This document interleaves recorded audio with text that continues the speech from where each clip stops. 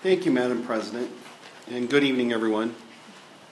Since we last met, the whole nation was shocked and has mourned the needless slaying of innocents at Sandy Hook Elementary School. In addition to an immense sorrow, it's made us all feel more vulnerable. Today is also the second anniversary of the Tucson shooting, which took a little girl's life as well as others. Far too many of these stories are in our news today. Gun violence in the home of a family of students at Collier Elementary took a life of a father over the holidays. The funeral for Al Thomas was Sunday and attended by Principal Pitts and a few of the Collier staff. The family's been a Collier for years, and Al was a key component in the kids' successes in school, and he'll be missed. Our nation clearly has to examine how it addresses the mental well-being of its citizens and their access to lethal weapons. In order to provide parents with assurances about school safety and how to facilitate dialogue with site administrators, each school is hosting a school safety meeting with its PTA this month. Tres Rios held one in December prior to the break and had about 70 parents participate. The rest of the schools have them scheduled for January, and I've had several conversations with the Avondale Police Chief Kotzer, and we're working together to improve our security. Avondale PD will have an officer at our school meetings to help answer questions from a law enforcement perspective.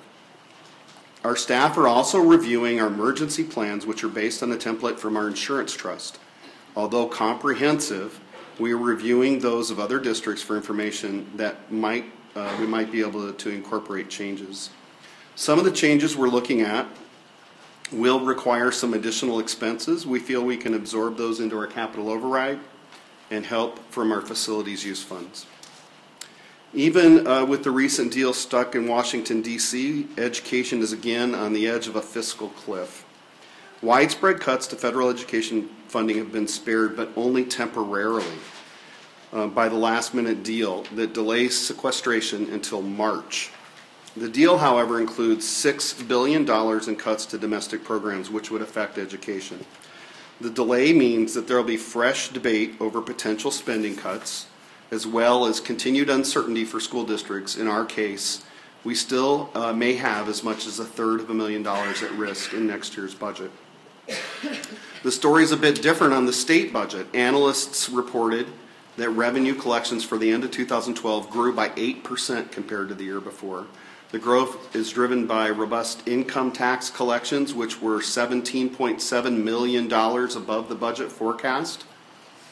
The state's unemployment rate dropped below 8% in November for the first time since November 2008 and added 22,000 jobs, the largest since 2005. 96% of those jobs were created in the private sector, notably in trade, transportation, and utilities. Year-to-date, state revenues are 4% higher than last year. Meanwhile, the $450 million rainy day fund has accrued $1.8 million in interest earnings. I'm telling you this partly because recently ASU economist Dennis Hoffman estimated the state will have roughly $1 billion in extra funds by the end of the fiscal year. He says the problem with being overcautious in spending is that it drains the economy of those tax dollars. They are not circulating in the economy on those public services that people intended, like K-12 education, its universities, healthcare, and public safety. He warns it will hurt the economy if legislatures simply take dollars out of circulation and don't spend them on needed services. I also wanted to address the ASBA-ASA annual conference last month. It had representation from 75% of Arizona's school districts, which was great, including Littleton. There were 40 breakout sessions, including one by our members, board members Jeannie Myrick and Sandy Nielsen that Ms. Nielsen referred to earlier. And they were also present to receive our total boardsmanship recognition, which we'll have on our agenda later.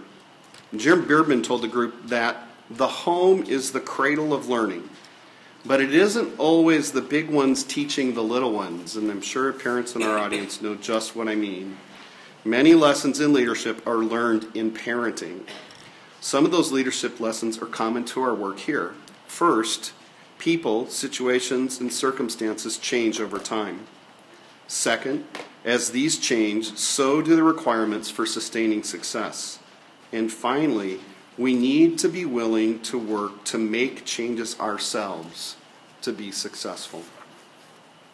Dr. Yang Zhou also explained the sausage-making metaphor for American schools, which isn't quite as good a quote as Sandy had, that we need to pay attention to 4 things to set a course for the future in U.S. education. One is that there is diversity in human nature. The other is that the economy is changing. Information is everywhere, and the world market has globalized. The economy is shifting from necessity jobs to abundance jobs, and new markets are emerging. We need to realize that information is everywhere today, and we can't really develop our teachers to know more than Google or Siri, depending on if you've upgraded to an iPhone. Zhao said that our curriculum needs to do more than prepare children for compliant industrial workforce. Entrepreneurism requires characteristics such as confidence, risk-taking, passion, creativity, and empathy. Part of the reason our country continues to be successful is because we outscore everyone in confidence. In fact, he found an inverse relationship between math scores and entrepreneurism.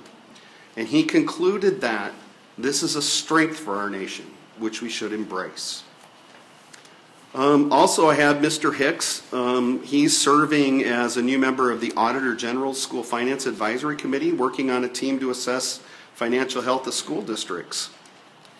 This group reviewed what other states have implemented and generated ideas on specific measures for Arizona. Creating ratios and formulas to try to accurately depict a district's level of financial stress is complicated, and this project will take some time. In the spirit of the holidays, we were well represented here in Littleton. Our district office team donated 247 toys for tots, which were distributed in Maricopa County. Trace Rios also partnered with Snyder's for Christmas Angel for 50 students. Gifts arrived in mid-December, wrapped, ready to go for a surprise under the tree, and the packages included clothes, shoes, and toys. It's the 3rd year of that partnership. They're really excited about it. Our social worker, John Meekum, represented Littleton District at the Child Help Winterfest holiday program, which hosted 150 students from our district. Wow. The families were treated to dinner, entertainment, raffles, crafts, activities, and gifts for the children. Mr. Meekum and Ms. Alvarez from Littleton Elementary also coordinated the Joe Pep Guzman for the 2nd annual Christmas party this year. Because of the group's effort, I think which Mr. Pineda mentioned at our last meeting, is that right? 30 students from Littleton School District received a new bike for Christmas. Joe Guzman is Justice of the Peace in the Agua Fria precinct. The Country Place Student Council team was responsible for collecting 3,360 food items in their canned food drive. Trace Rios had a joint effort between National Junior Honor Society and Phi Beta Sigma Fraternity. The students collected 1,413 pounds of food. Wow. The fraternity delivered those to the Agua Fria Food Bank. Country Place Elementary's choir students performed at Barnes & Noble on Litchfield Avenue in Goodyear December 15th.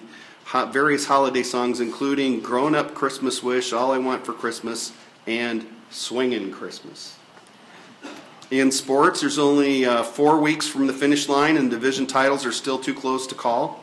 The boys are so close that each week the standings change. Quinton is in the lead at this time, but each week they're put to the test. Trace Rios, Collier, Estrella Vista, Littleton, and Country Place are also thinking of that division title. There will be 2 teams who make it to conference playoffs at the end of this month. Girls are playing well also. Country Place and Estrella Vista are number 1 and 2 at this time. But just like the boys, Trace Rios, Quinton, and Collier and Littleton have something to say about that. I guess it's still in the balance, so they're eager to change the standings in their favor and get into the playoffs. The games have been exciting, and I hope people get a chance to go out and watch them. Our athletes are very respectful and well coached. The games are on Tuesdays and Thursdays at Trace Rios starting at 4:30, and we invite all of you to come by, support our student athletes, and I'll have the playoff information at the next meeting. In closing, I'd like to express thanks to Cheryl and Randy Kretschner for funds for Country Place 8th grade field trip to the state capitol, to Thomas Timmers for office supplies for Country Place, to Gail Coulthard for school supplies for Trace Rios, and to Robert Rudy for CD recorder and phonographic tapes, and Memorex AM/FM phonograph. And that's all I have this evening.